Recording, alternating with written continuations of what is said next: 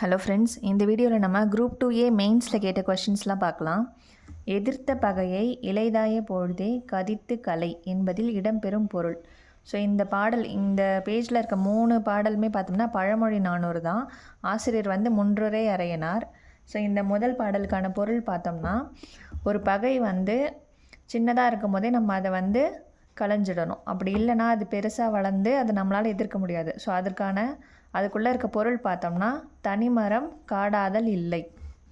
அடுத்தது, புலமிக்கவரை புலமை தெரிதல் புலமிக்கவர்க்கே புலனம். இப்பாடலடிகள் உணர்த்தும் பழமொழி. அதாவது அறிஞர்கள் சொல்கிற கருத்து வந்து இன்னொரு அறிஞருக்கு தான் புரியும், சாதாரண மக்களுக்கு வந்து புரியாது. அந்த மாதிரி இதை தான் சொல்லியிருக்காங்க.